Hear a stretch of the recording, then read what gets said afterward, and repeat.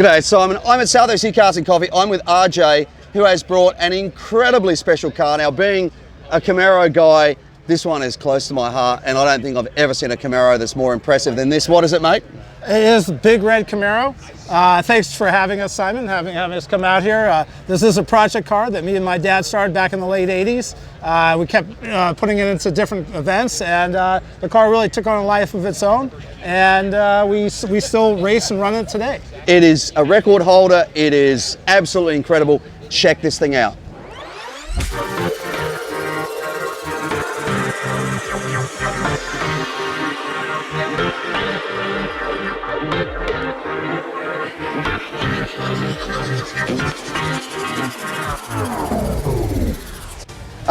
This is not your average Camaro. This is a monster that took on a life of its own, right? Absolutely. This is a project car going back to the late 80s, me and my dad, and it's actually a full tube chassis race car with a metal body of a 69 Camaro put over it.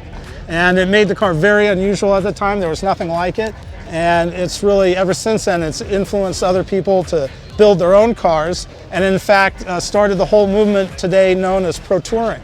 Yeah, I mean, Pro Touring before this didn't really exist. It did not. This was one of the first cars that really started this, right? Yes, this is Pro Touring #1. Even the guys who started it, with Stilo and Huntermer, they all say that this was the car that influenced them to build their cars. So there's two different basic setups. And this is what you're looking at right now is the road race setup that would have influenced Pro Touring. This is the setup that we did La Carrera in, and eventually Silver State Classic.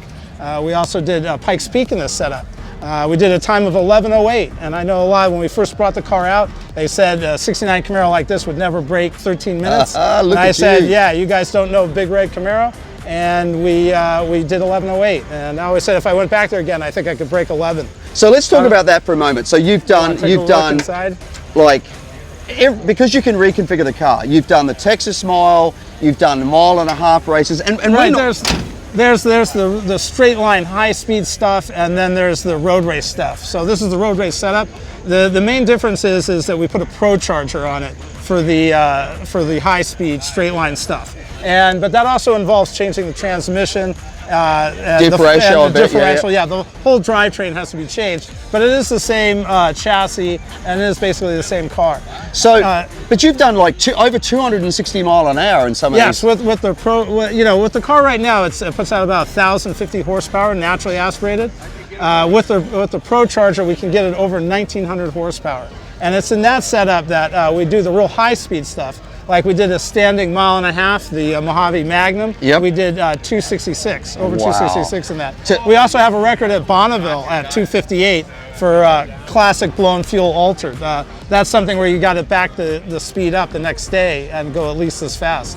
So it blows my mind that you can take a car like this and do straight line stuff. And I know you have a different setup, different engine, transmission, diff, etc.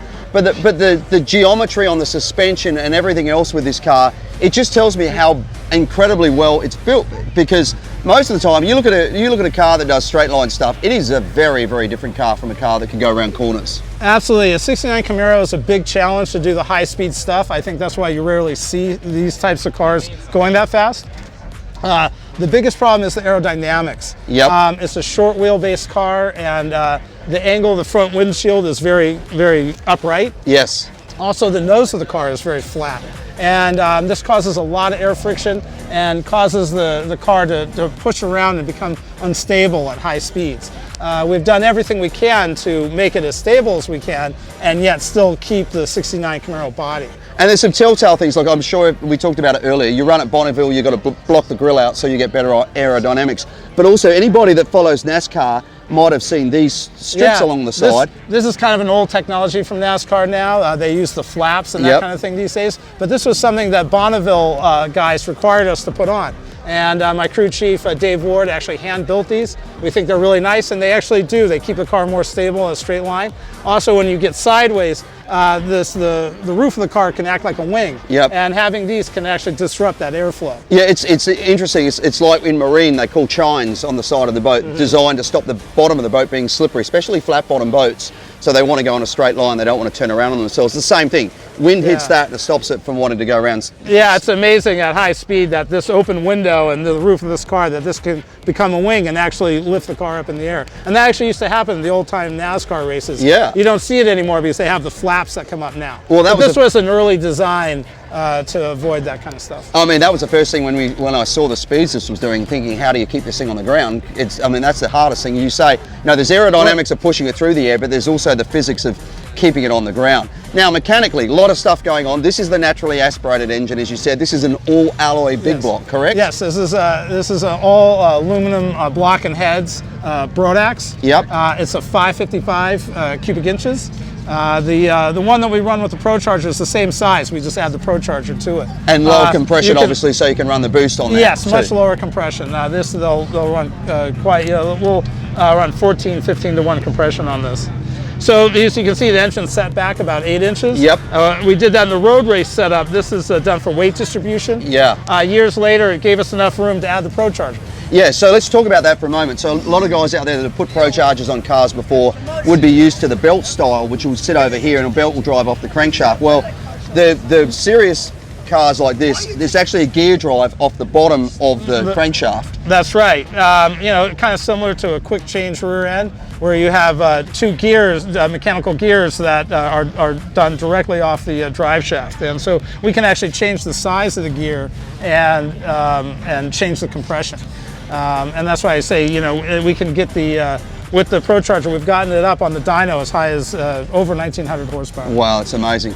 Beautiful looking coilovers in there. All the geometry on the suspension and everything is really impressive. I mean, there's so many things about this car at every angle when you look at it. You've left nothing to chance, basically, correct? Yes, it's full race. We have an oil sump pump.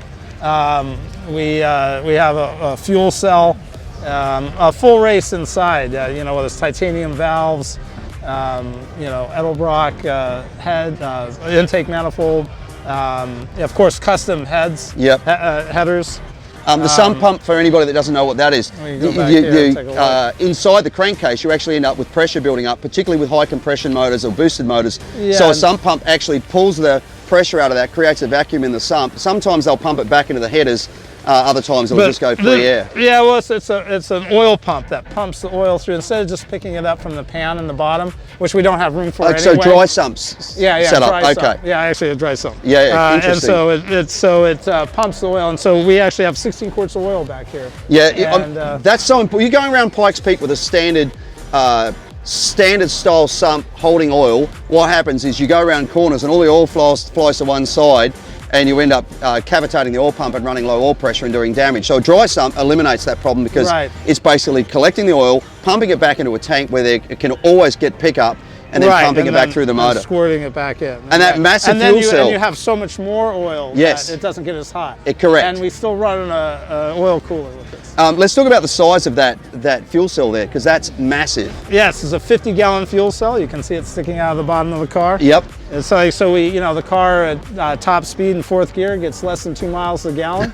So if you want La Carrera, it's 125 miles, and Silver State was 90 miles. And you're not running like low octane, like 87 gas in this thing, are you? It's like 117, 114, 118. 118. Yeah, right. That's crazy. No, we run methanol in a straight line motor. So methanol basically as well. So this is serious race car stuff. It's full race. It's more of a race car that's been disguised as a street car than it is a street car that's been built up to a race car. Well, as I said, so it started with a full tube chassis, and the body was something that was really added to it. Yeah. It's not like we added tubes to an existing frame. That's very cool. Well, we really appreciate you bringing it out today. Thank you so much. Simon, thanks so much for having us. It's great being here. Make sure to check it out. I'm going to put some links below to check out Big Red Camaro. There's a website, there's a YouTube channel. There's so much great stuff on this car. Make sure to get in there and see what's what with this thing, because it is absolutely incredible.